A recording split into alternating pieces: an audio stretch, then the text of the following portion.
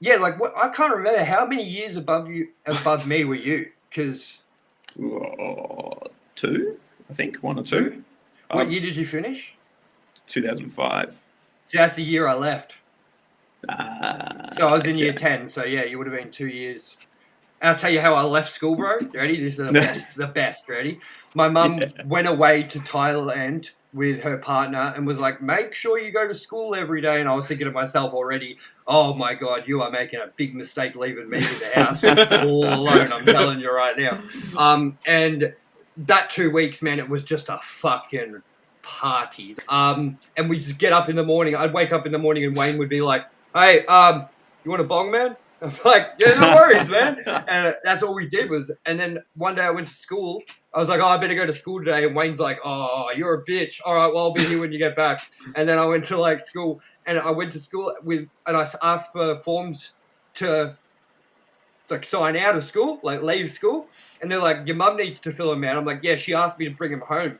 And I went home and I filled it out and took it back the next day and handed it in the office. And they tried ringing my mum, but she was in fucking another country, so she had no phone, no nothing like that. So I just fucking took myself out of school, and then mum got home and she's like, so how's school been going? I'm like, I quit. Yeah. Nicely done. I couldn't get away with anything like that. I remember when I was in high school and I had to get my diary signed every week to say that I'd like done my reading or my homework or whatever.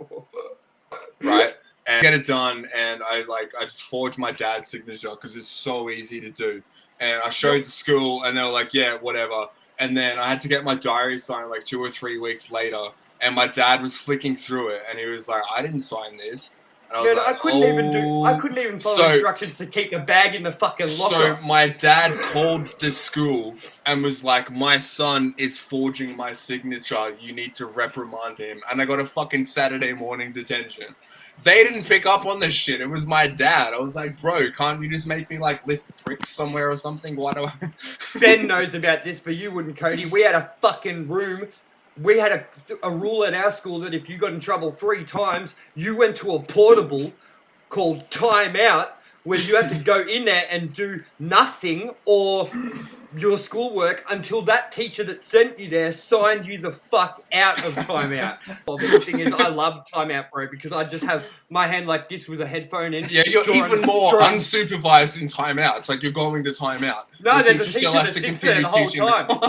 No, the teacher sits there the whole time in timeout, and she's like, okay. No talking, no fucking, no fun, fucking, gotta sit here in silence. Man, she must love her job.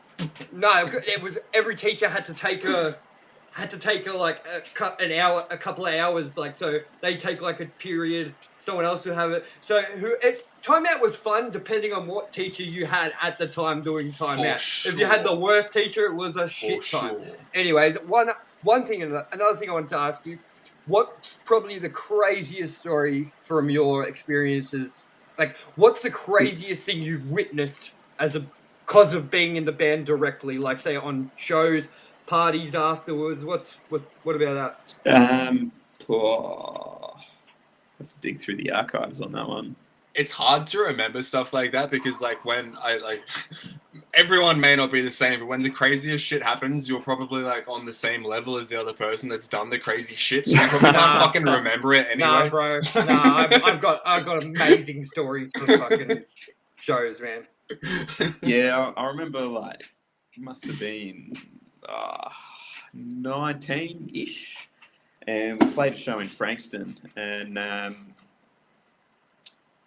it was actually while we were playing and we were on stage, and it just, like, this massive fight broke out between 2 guys, and we're sort of sitting there like, do we keep going? Like, because we could see all this, and, people are starting to take notice. I'm like, do we stop? It was one of those, okay, cool. All right, we'll keep going and just see how this plays out. Yeah. And then all of a sudden, like, these guys are like one got bottled pretty hard, and then all of a sudden both of them pulled like syringes out of their pockets, and they're about to have a syringe fight. And we were like, whoa. And I was like, nah, I'm out of here. And I just like walked off stage and walked out to the back area and was like, I'm waiting in here until, so I don't need that in my life. Fuck no. Yeah, well, fucking wow, man. Like the stories that I have, like silly ones, like after Bang. I don't know if I should say their names, but I won't say their full names. Shannon and Mike. Do you know them? Yep. Yep. Those dudes, going out with those dudes, man, was always an interesting night. Like naked and dancing on the tables at Bang, getting kicked out. Me getting drunk as with everyone, and then running through the train naked on the way home. Like, man, I have some really loose stories, but yeah, like I could actually probably do a stand-up special that would go for 5 hours about some of the shit that we used to get up to, man. Our band was fucked, bro.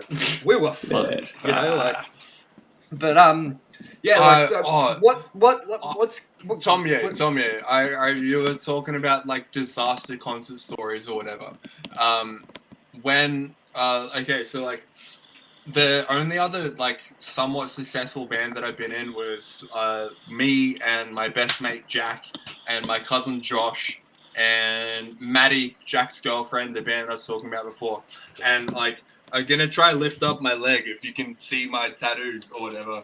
But I've got lyrics on my ankle that's like I'll be your light in the darkness. That was like the lyrics of the like lead single we put out or whatever.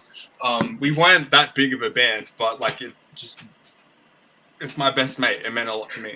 Anyway, we played a show in Rockhampton, and we were just starting out, and we borrowed a stack from our second guitarist's friend. And a similar thing sort of happened. Like we were playing music, and we're from Melbourne, so like whatever, but like Rocky Boys, man. Fucking Rocky Boys. I'm from Gladstone, Rockhampton, whatever. All the Rocky Boys would come to our shows and just fuck shit up. And like we got along or whatever. And like we were all mates and whatever, but they were just known for being rowdy and whatever. So they basically started like a circle pit wrestling type thing, and long story short, someone basically threw someone into a stack that we were borrowing off a friend, and it just went whack. And it's just noise everywhere, as you can imagine. It cut the show short. And we didn't play another song, and it was really fucking bad. So if the guy that we borrowed that stack off is watching, I'm sorry. I hope it turned out okay. So what have you got coming up with the Last Martyr that you could actually talk about, that you want to shoot promo and stuff out about? We've got a new track coming out on the 20th of August. It's called Afterglow. I can send you through the pre-save campaign link if you listen to Spotify, iTunes. Everyone that watches this as well, all the links that come up about tickets to the Last Martyr and everything like that, you can all the links will be in the description. So just sick. Thank you. So no worry, man. And so we've got that. We've got Halloween Hysteria coming up in Brisbane in the end of October, and can I be your merch guy for that show so I can just get to Brisbane and just like stay there and not come back? I'll come back, but like I have family that like for sure. If I can sneak up there, like with the vaccine or whatever. Do you know how many times I've had to stop this guy from moving back to Queensland? Like I'm here for this band. I'm like, just do the band, and I'm down in Melbourne. I'm 26. Like this is okay, sweet. Let's do it. You know. As I said, man, you may as well give it a shot and see how it works out. And if it works out that the band is unsuccessful, then go back to Brisbane if you want. You know what I mean? I hope your show in Brisbane goes ahead, man, for sure. Like we'll see what happens. It should be absolutely. It should be awesome. It's a big festival with Spider Beta headlining, Mammal are playing, to Octavia, some friends of ours, Red Hook as well. So it should be. It's Fangs. It's going to be a sick, I saw Spider Bait open up for the Beastie Boys at Rod Laver Arena. Yeah, wow. I went and saw the Beastie That would have been Boys. sick. It was on their intergalactic tour. Yeah. So yeah, I was like pretty young at the time. My dad took me. That was probably like my first concert was Beastie Boys. Like the one that I want to, that was my first concert that I want to count. The first one that I don't want to count was when my mum took me to go see fucking Tina Arena, man. A couple of little news items to bring up just before we end this first premiere of Loud. Loud. How did you feel about Joey Jordison passing, man? That was like that was a bit soul destroying.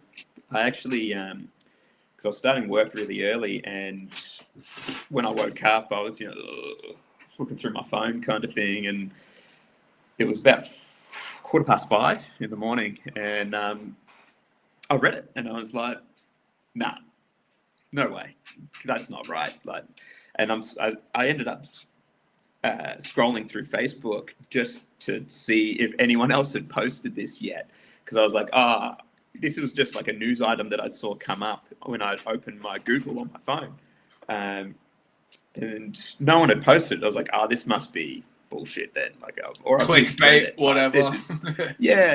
And then it wasn't until a few hours later when I was scrolling through again, and everyone was like, Joey, R.I.P. And it was like, wow, that was such a big deal, like game changer. When, for me anyway, it was like, listening to bands like Slipknot and listening to, especially for the first time, listening to, I think the first track I heard from them was Wait and Bleed and Spit It Out. And it was just That's the first song I heard from them too, man. Yeah, the drumming was on another level, and that's, one of the big things. And I play guitar, of course, but listening to those songs, I was like, the drums are what make these songs. Like, this is insane. So, yeah, when I read that and went through it, it was like, wow, this is actually hitting me really hard. Yeah, well, when I was growing up, Slipknot were like, I got into Slipknot when I was in primary school. That's when their self-titled came out. So grade 6, grade 5, something like that. And I loved their self-titled in Iowa. I kind of dropped out listening to them from Volume 3 onwards, just because I didn't like Volume 3, and I thought Corey's voice was completely different on Volume 3 to the first two. Like, his screams were nowhere near as raw and brutal, and it was almost like he was straining to get his screams out through all of Volume 3, and it really put me off the whole album. But like, Joey always has been probably one of my biggest inspirations as a drummer. I mean, I wouldn't say that like he's in my top 3 anymore, but I will always look back at him and say, man, he's fucking amazing drummer. You know what I mean? Like, yeah. In my top 3 drummers would be like Aaron Gillespie from Underoath, Pat Lundy for A Funeral for a Friend, and Dan Kirby, like Bliss and Esso, Unwritten Law, 28 Days, all that stuff. Like they're the drummers that I love, but and put in my top 3. But Joey's always kind of like that special mention for me, just because it's not my style of drumming, but it always blows my mind watching him do it. You know what I mean? Like, watching him do the intro to Eyeless is just, I'm like, what the fuck, man? Like, that is so fucking insane that someone had managed to write that.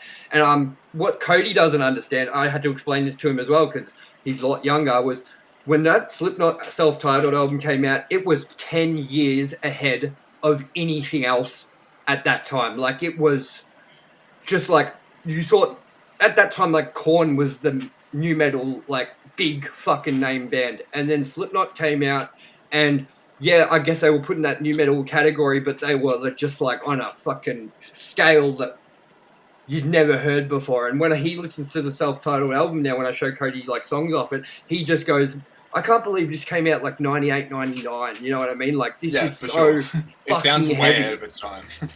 Yeah, the thing that I love about that record, or especially those first 2 records, is like,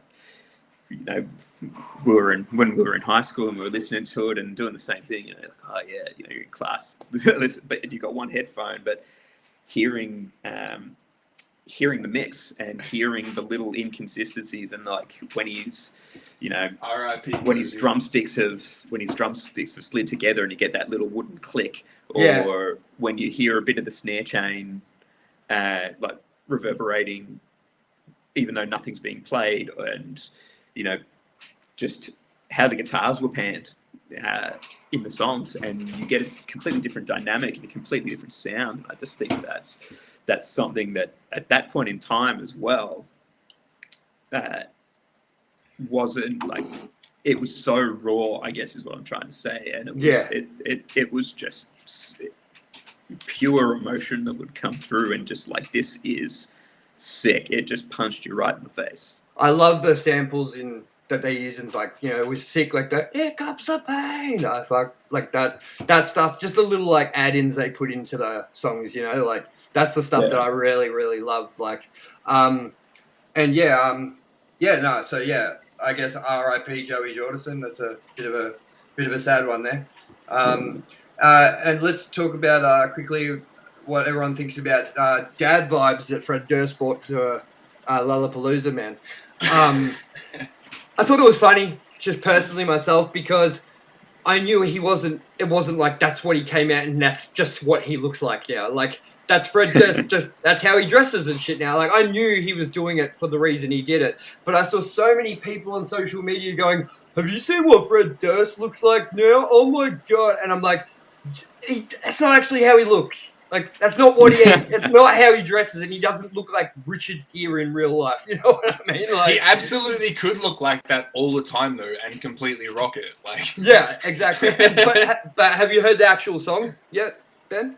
The new Limp Bizkit song. It's called Dad Vibes. That's why he did that look at Lolapalooza. Okay. No, I haven't heard it. Like, it's called Dad Vibes. He even says at the start, "Do you like my dad vibes?" Which is hilarious.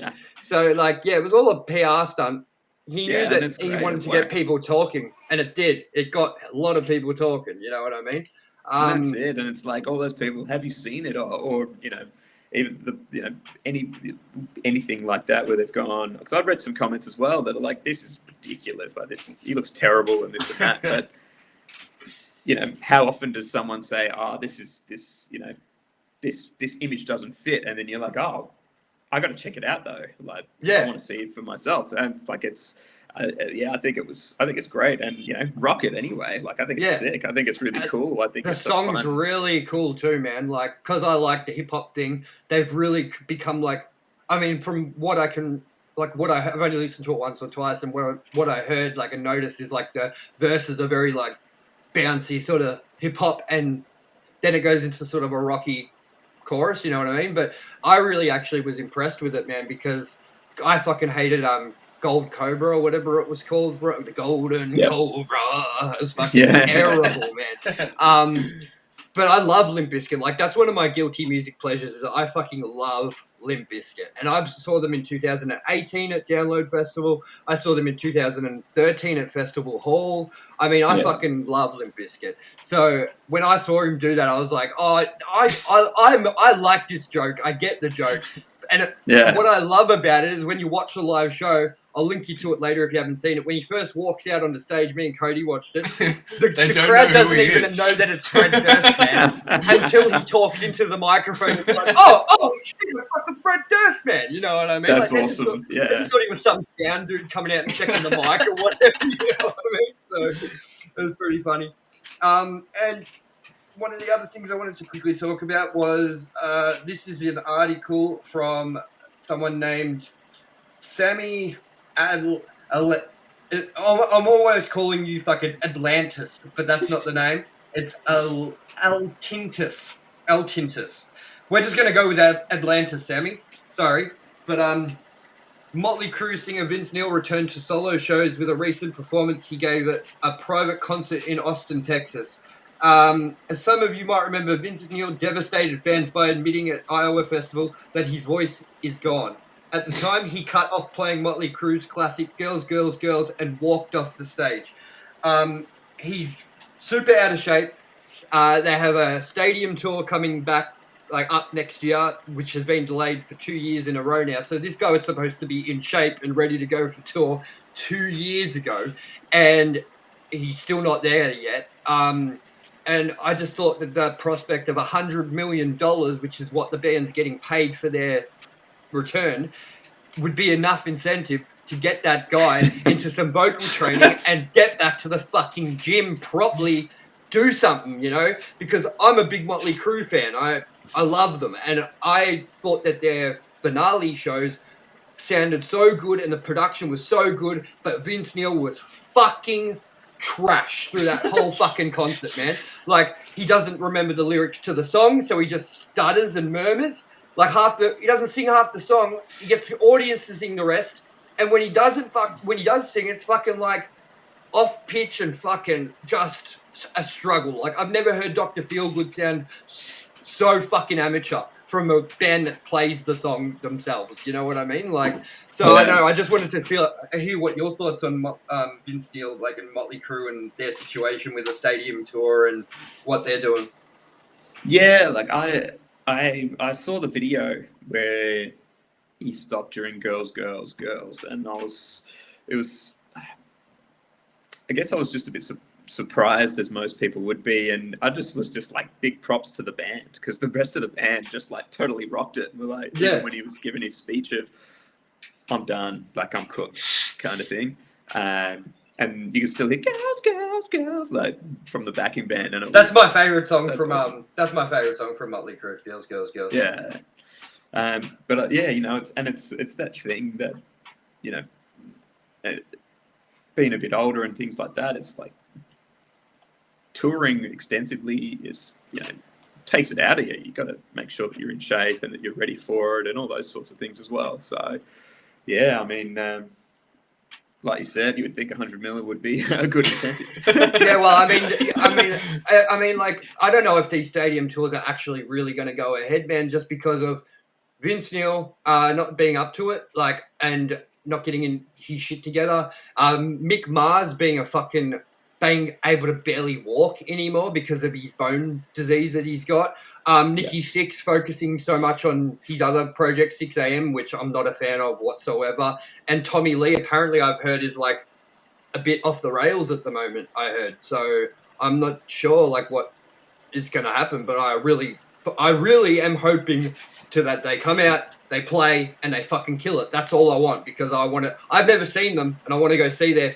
stadium tour when they bring it to Australia, because they said they are going to.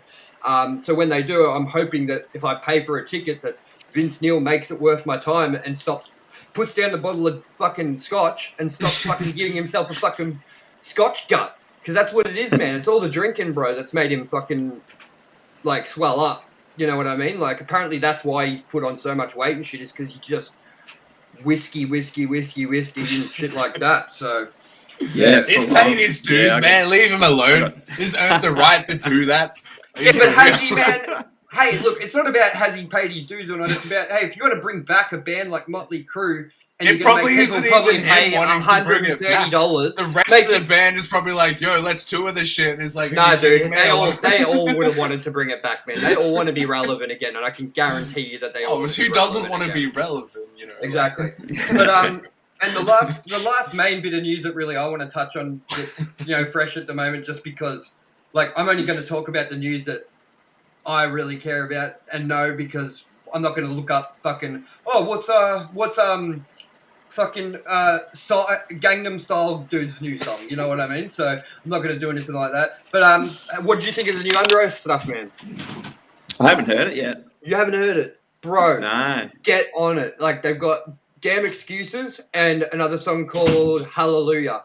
And they are both such fucking good songs. I like Hallelujah better, but bro, like, did you listen to their last album, Erase Me?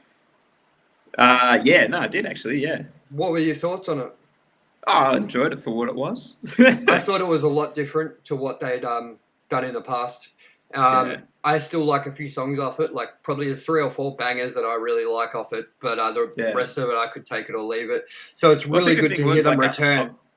I've never been a massive Underoath fan. Like, it's not that I never liked them. I just never really took the time to get into them, because it was always like that you know when you got your on Netflix, you got your your watch list, and then you add something to it. Yeah, I'll come back to that, and then it just never happens for whatever reason, even though it's awesome, sort of thing. Yeah. That band has kind of been like that for me.